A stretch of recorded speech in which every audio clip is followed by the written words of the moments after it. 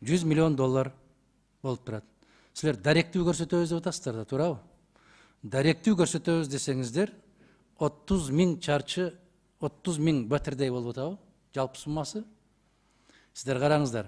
Ар бир конуштарды карап көрүңүздөр дагы өтө жакыр. Ошолордун тизмесин түзүп, даректүү кылып көрсөтүшүңүздөр керек. Мына азыр айтып атасыздар, 47-чи колонияны бузганбыз, ошол жерге тургузабыз. Бул бизнес. Жакырлардын эсебинен жасап аткан бизнесиңер булар. Тойбой койдуңар деп айтыш керек кыргыздар. Тойбой атасыңар, такыр тойбой калдыңар.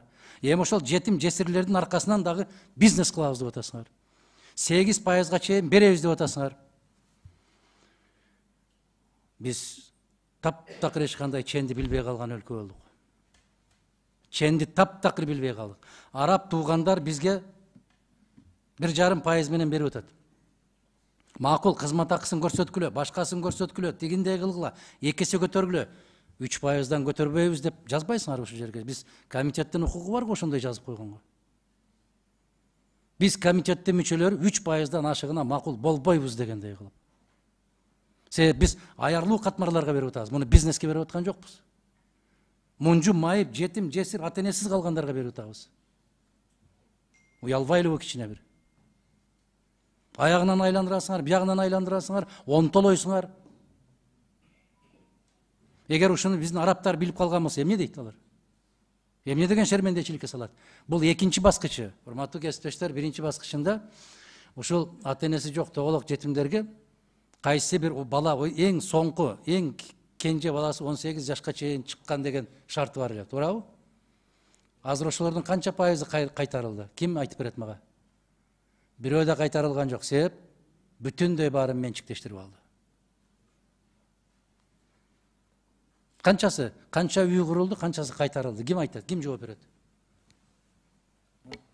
Экинчи программада, биринчи эмес.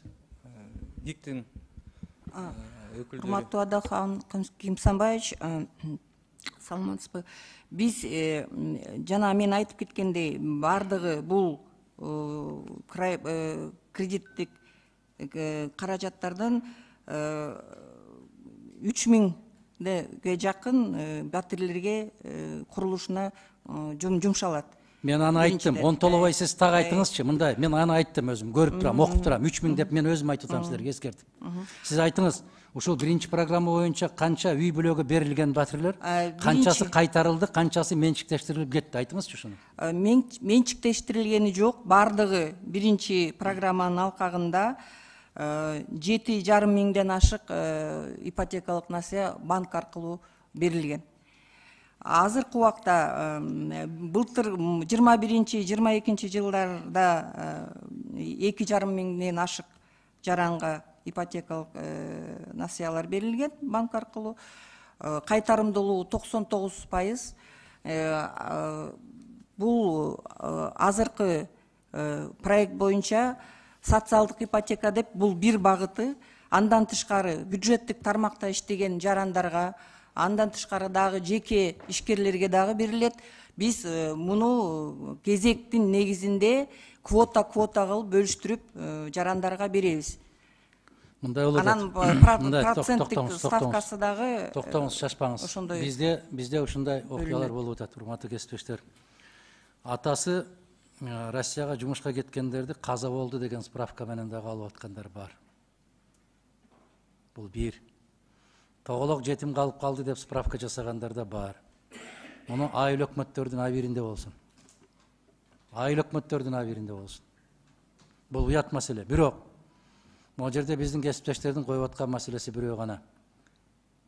Биринчиси даректүү болсун, экинчиси жок дегенде 4төн ашпасын деген маселе турат.